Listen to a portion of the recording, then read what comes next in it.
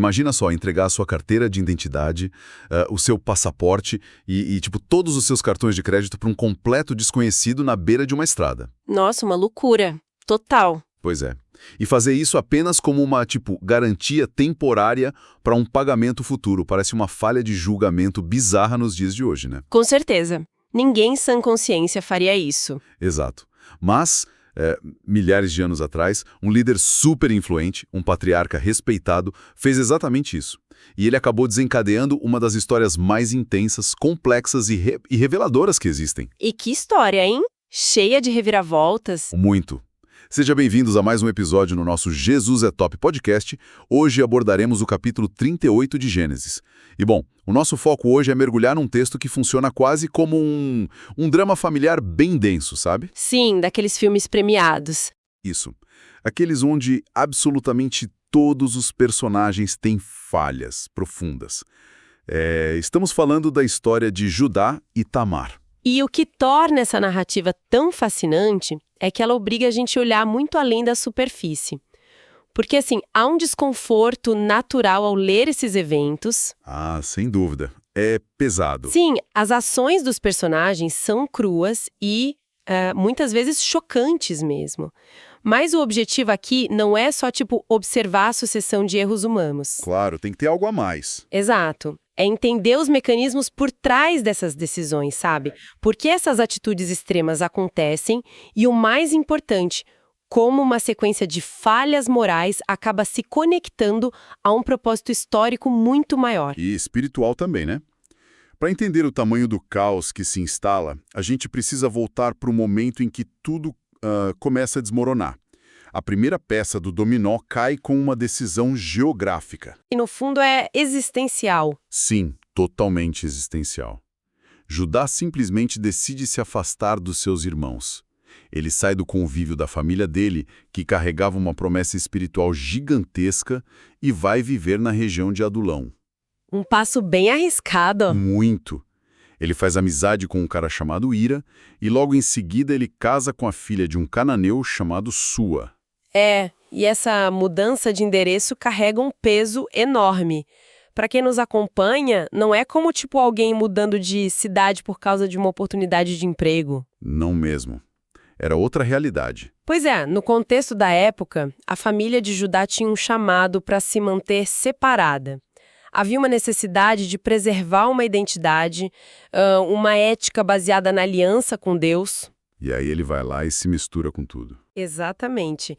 Quando Judá desce para Adulão e se une a uma família cananeia, ele está ativamente assimilando os costumes, a moralidade daquela terra, ele está cortando as próprias raízes, sabe? É um distanciamento físico que espelha um declínio moral profundo. E, cara, os frutos desse declínio não demoram muito para aparecer. Dessa união com a mulher cananeia, nascem 3 filhos, Onã e Selá. A nova geração. Isso. A princípio, quem olha de fora pode pensar, poxa, a vida de Judá tá próspera, a família tá crescendo, a linhagem tá garantida. Só que não, né? Só que não. É uma estrutura construída sobre fundações que já estão apodrecidas. O filho mais velho, o recebe de Judá uma esposa chamada Tamar. A famosa Tamar. Ela mesma. Só que a narrativa deixa claro, de um jeito bem direto, que a conduta de era assim tão perversa que o próprio Deus interveio e tirou a vida dele. Um lembrete brutal. Muito brutal. Mostra que o mal tem consequências definitivas, consequências físicas. O que nos leva a um dos costumes mais complexos daquela cultura, né? Que é acionado logo após essa morte do A tal da lei? Isso. Judá instruiu o segundo filho, o Onã, a se casar com Tamar para dar continuidade à linhagem do irmão. E isso era conhecido como a Lei do Levirato. Olha, eu preciso ser sincero aqui. Porque essa lei do levirato soa completamente bizarra para os ouvidos modernos. Eu imagino. É bem diferente do que a gente vive. Totalmente. A ideia de um irmão assumir a esposa do outro, assim, parece muito estranho. Como isso funcionava na prática e por que era tão essencial naquela sociedade? É uma ótima pergunta. Porque sem entender essa lei, as ações que vêm a seguir simplesmente perdem o sentido. Fica parecendo só uma confusão sem motivo. Exato. No Antigo Oriente Próximo, uma mulher não tinha direitos independentes de propriedade, sabe? Não tinha uma rede de segurança social do Estado. Previdência social nem pensar. Zero. A segurança de uma viúva dependia inteiramente de ter um filho homem, alguém que pudesse herdar as terras e cuidar dela na velhice. Entendi. Era a aposentadoria dela. Basicamente isso. Então, se um homem morresse sem filhos, o irmão dele tinha a obrigação legal e moral de gerar um herdeiro com a viúva. E esse filho seria considerado de quem? Aí que tá. O filho não levaria o nome do pai biológico, mas sim o do irmão falecido. Ele herdaria os bens do falecido. Portanto, a lei do levirato era, na verdade, uma instituição de justiça social. Caramba. Era uma rede de proteção para garantir que a viúva não acabasse, na miséria absoluta na rua. Certo. Vamos desempacotar isso, porque isso muda tudo, né? Sabendo que essa era a única rede de proteção da Tamar, a atitude do Onan se torna o auge do egoísmo corporativo e humano. Nossa, o auge mesmo. Porque ele sabe que a criança não levaria o nome dele. Então, ele aceita se deitar com Tamar, mas sempre interrompe o ato. Ele derrama o sêmen no chão, garantindo que ela não engravidê. Uma covardia. Total.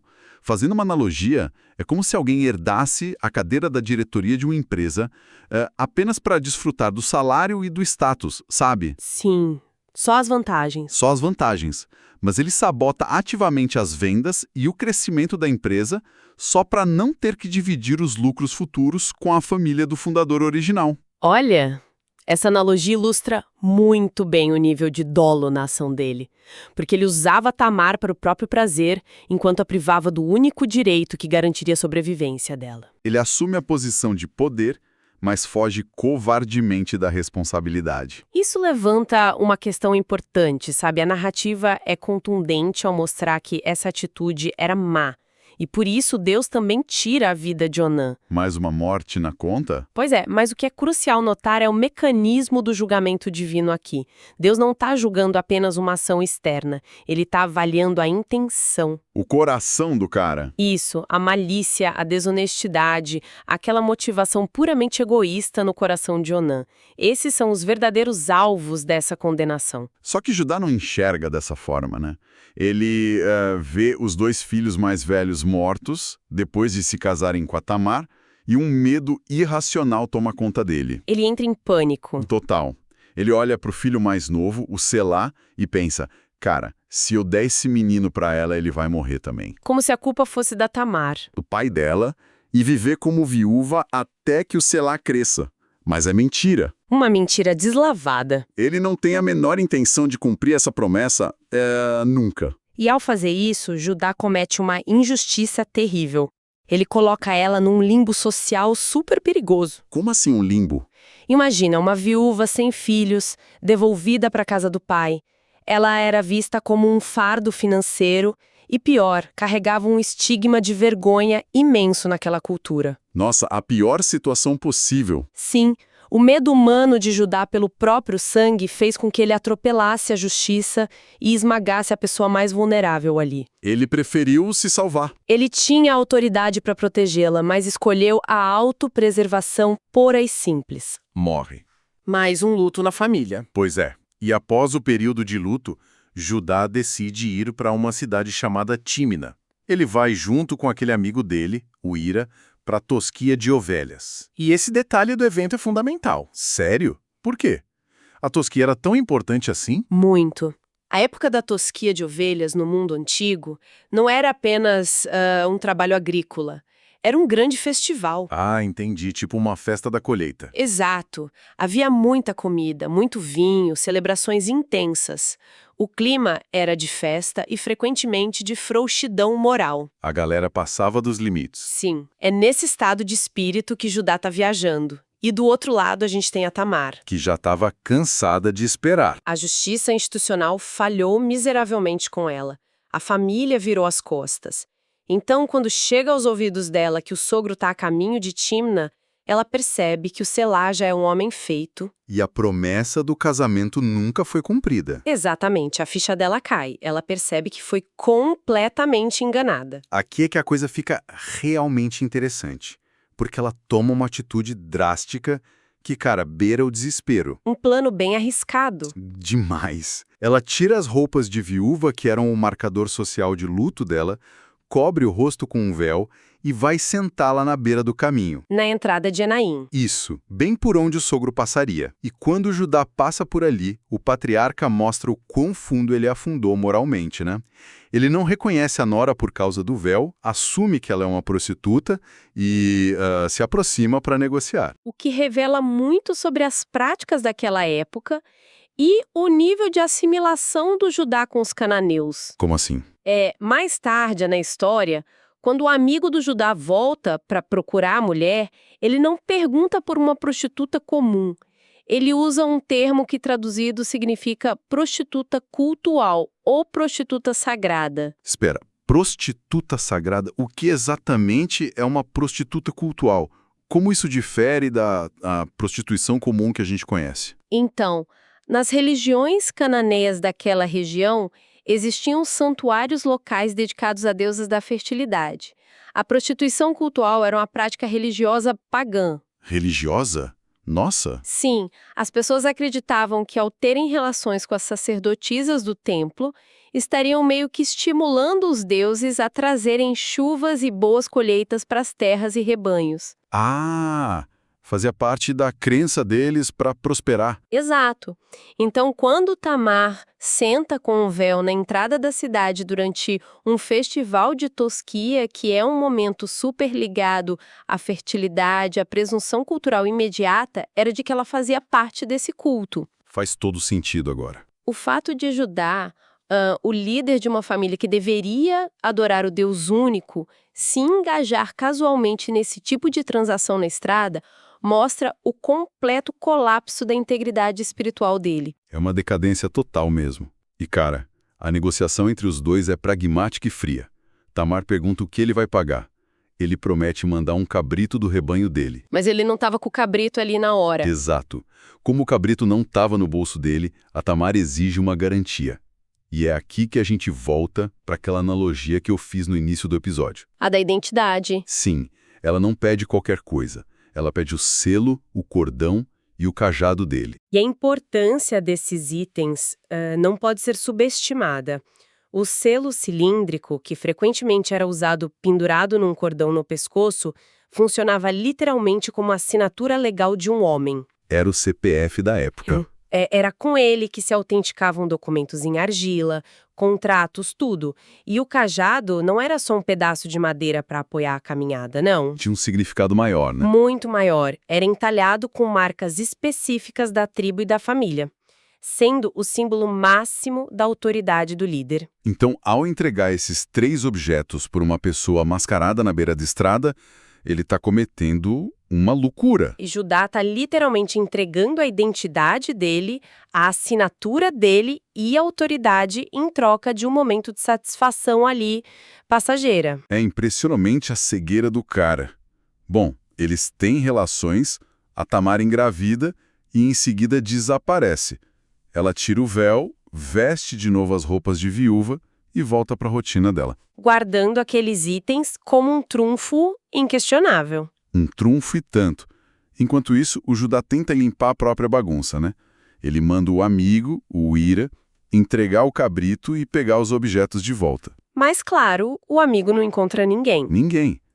E quando os homens da cidade dizem que não havia nenhuma prostituta cultual ali, Judá toma uma decisão que expõe de vez a raiz do caráter dele naquele momento. Ele simplesmente diz: deixe que ela fique com os objetos, para que não nos tornemos objeto de zombaria. Olha o medo de passar vergonha.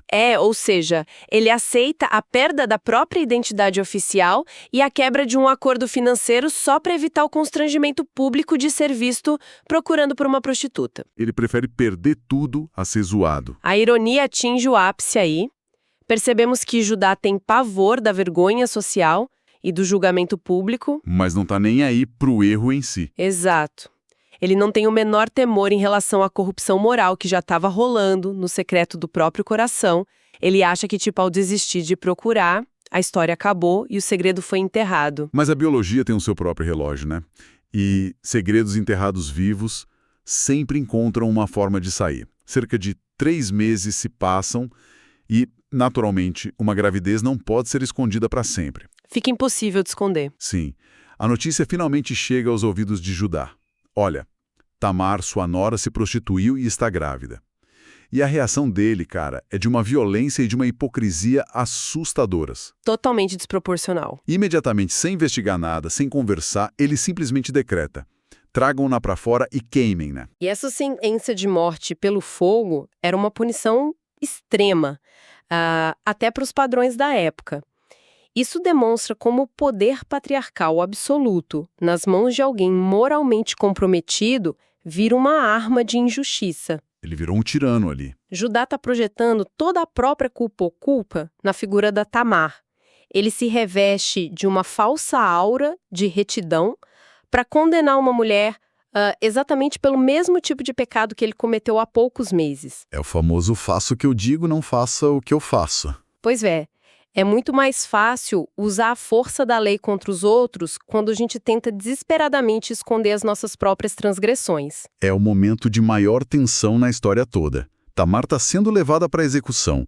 E é só agora, no último segundo, que ela faz o movimento dela. O grande checkmate. Estou grávida do homem a quem pertencem estas coisas. Uma frase que muda tudo. Muda tudo. Mas olha, eu preciso fazer o papel de advogado do diabo aqui. Por que todo esse drama? Por que a Tamar esperou a lenha quase ser acesa para mostrar esses objetos? É uma boa pergunta. Porque ela não mandou um recado discreto semanas antes, assim que teve certeza da gravidez. O que é fascinante aqui é constatar a inteligência estratégica que ela tinha. Ela compreendia perfeitamente o caráter de Judá. Pense na dinâmica de poder entre os dois. Ele era o patriarca, ela era a viúva rejeitada. Exato. Se ela enviasse um mensageiro privado semanas antes, Judá, que já tinha provado ser um homem movido pelo medo da vergonha pública, poderia simplesmente ter confiscado as provas. Verdade? E dado um jeito de silenciar ela para sempre. Com certeza. Ninguém acreditaria na palavra de uma viúva vulnerável contra o grande patriarca sem evidências sólidas. Ia ser a palavra dela contra a dele. Mas, ao esperar o momento da execução, quando a cidade inteira estava reunida ali para assistir ao julgamento, ela tornou a verdade impossível de ser acobertada. Ela botou a boca no trombone na frente de todo mundo. Em praça pública, diante de todas as testemunhas, Judá não tinha como negar que aqueles itens inconfundíveis pertenciam a ele. É um checkmate perfeito, cara. As provas não deixam margem para fuga nenhuma. E diante da exposição absoluta da própria hipocrisia, a armadura de orgulho de Judá finalmente se estilhaça. Cai por terra. Ele olha para os objetos. Ele reconhece a própria assinatura, o símbolo de autoridade dele, e faz uma confissão que muda o curso de tudo. Ele declara em alto e bom som: ela é mais justa do que eu, pois não a dei a meu filho Selá. E o peso dessa frase é colossal. Não é apenas eu errei. É muito mais que isso. Sim, é o patriarca da família admitindo que uma mulher de fora, uma cananeia, que recorreu a meios extremos de engano, agiu com mais compromisso com a aliança e a justiça do que ele próprio. Ele reconhece que a raiz de todo aquele caos não foi a atitude da Tamar, né? Exato. Foi a omissão dele, a mentira dele. A falha dele em protegê-la, e a narrativa aponta que esse é o ponto de virada definitivo na vida de Judá. Onde a chave vira. O reconhecimento genuíno do erro estanca o declínio moral dele e inicia o processo da sua redenção. O capítulo já encaminha para o fim, narrando o nascimento das crianças, porque a Tamar, surpresa, estava grávida de gêmeos. E até o momento do parto é, carregada de um simbolismo muito profundo. Tudo tem um significado ali. Sim, a parteira está ali, e durante o trabalho de parto, um dos bebês coloca a mão para fora. Aí a parteira rapidamente amarra um fio vermelho no pulso dele, marcando como o primogênito. O que nasceria primeiro. Só que, incrivelmente, a mão recua para dentro do ventre e o irmão dele acaba nascendo primeiro, rompendo toda a ordem esperada. Esse que nasce primeiro recebe o nome de Pérez. E depois nasce o outro com o fio. Isso, depois nasce o que tinha o fio vermelho, que é chamado de Zerá. O que esse detalhe biológico tão específico está fazendo no meio do texto? É que esse não é apenas um detalhe médico curioso, é um mecanismo teológico central no livro de Gênesis. É mesmo. Tem mais casos? Vários. Vemos isso com Ismael e Isaque, com Esaú e Jacó. A cultura da época ditava que o primogênito recebia a bênção dupla, o poder, a linhagem. Era a regra de ouro deles. Mas a narrativa bíblica constantemente subverte essa tradição humana. O recuo da mão e a inversão no parto simbolizam visualmente que Deus não está preso às expectativas humanas de mérito ou de ordem natural. Ele faz o jeito dele. Exatamente. É Pérez aquele que irrompe e toma frente quem entra na linhagem contínua. E essa linhagem de Pérez não é qualquer linhagem, né? Ao conectarmos todas essas histórias, todo esse caos familiar profundo, a gente vê algo espetacular. É de arrepiar. A genealogia que passa por Pérez vai desaguar, muitos séculos depois, no rei Davi, e por fim chegar a Jesus. Então, o que tudo isso significa para quem está ouvindo a gente agora? Traz constatações bem práticas. Sim. A primeira delas é impossível de ignorar, cara. O mal e as intenções egoístas têm um peso real. Assim como vimos no caso do Onã. E de Judá também com as mentiras dele. Exato. Esconder as motivações pode até enganar a sociedade, mas não escapa do escrutínio de quem avalia o coração de verdade. Sem dúvida nenhuma. E outra lição que emerge claramente da figura do Judá é o perigo da hipocrisia e do julgamento precipitado, sabe? Como a gente é rápido para julgar os outros, né? É muito fácil exigir a execução sumária das falhas alheias quando se está cego para as próprias corrupções.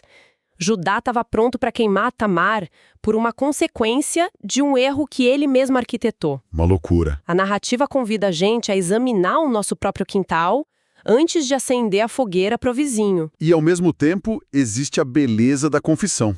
O momento em que Judá assume a culpa publicamente é doloroso, é constrangedor, claro, mas é exatamente ali que a cura começa. É o primeiro passo. Esconder erros debaixo do tapete só cria uma bomba relógio.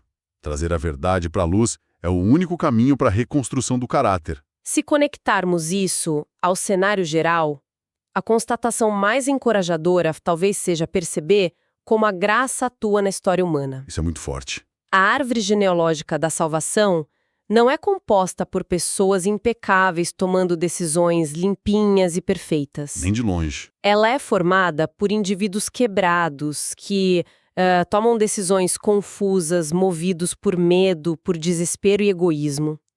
O fato de Deus usar o caos de Judá e Tamar para trazer ao mundo a linhagem que levaria ao Messias Prova muita coisa. prova que a imperfeição humana não tem o poder de frustrar os propósitos finais da justiça da graça. Deus trabalha no material confuso da realidade humana para esculpir algo extraordinário. As peças podem parecer um amontoado sem sentido na mesa, mas quem está montando o quebra-cabeça nunca perdeu o controle da imagem final. E para deixar um pensamento que ressoa muito com a nossa realidade moderna, para quem nos acompanha, refletimos sobre como Judá deixou seu selo, cordão e cajado. A identidade física completa dele. Isso como garantia oculta de um ato que ele queria esquecer. Hoje, nós vivemos num mundo hiperconectado, onde não usamos selos de argila, mas a gente deixa pegadas digitais, sabe? Históricos de buscas, rastros de dados em cada interação. Uma identidade digital inteira. Exatamente. O que essas garantias que deixamos para trás revelariam sobre as nossas verdadeiras prioridades e valores, se um dia fossem expostas em praça pública, no momento em que nos achamos mais justos do que os outros? Nossa, essa é para deixar a galera pensando a semana inteira. E com essa bomba para refletir, a gente vai ficando por aqui. Agradecemos imensamente a todos que nos acompanharam nesta jornada hoje e deixamos aqui o nosso convite para estarem conosco no nosso próximo estudo. Até lá!